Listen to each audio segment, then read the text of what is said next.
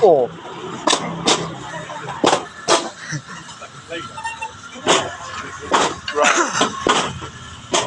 Suppose I'll have a go. Wow. Which way?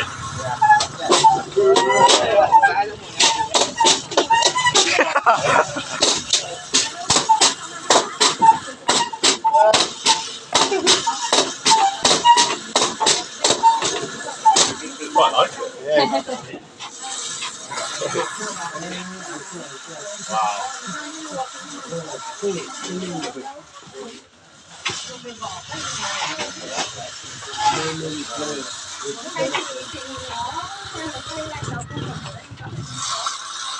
Có nhiều mấy cái cây mà. What's this?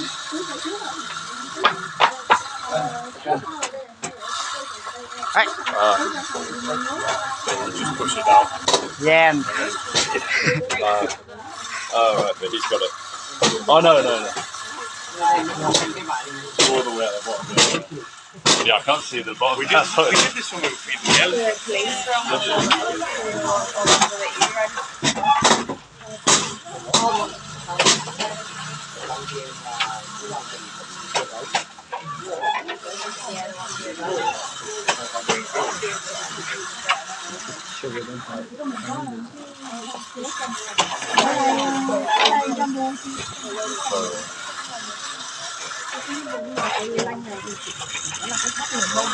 Lấy cái áo họ đang mặc thì kia là phải.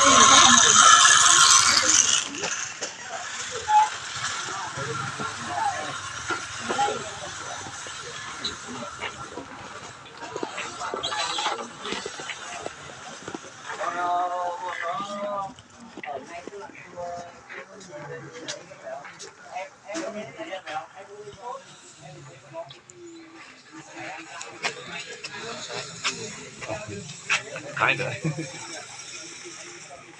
It looks heavy. Anh Doãn anh đi mê đường trên này luôn.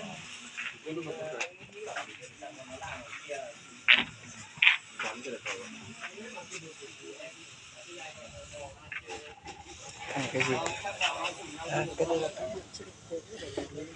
À.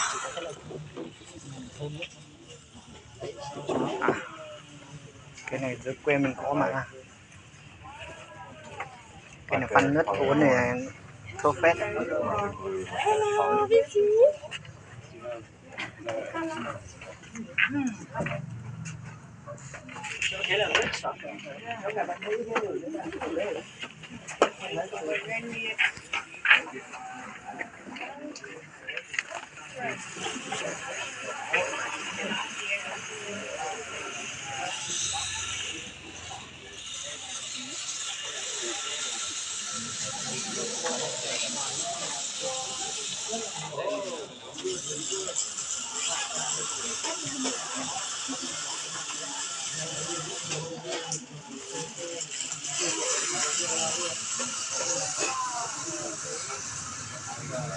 Bỏ cho nên già rồi.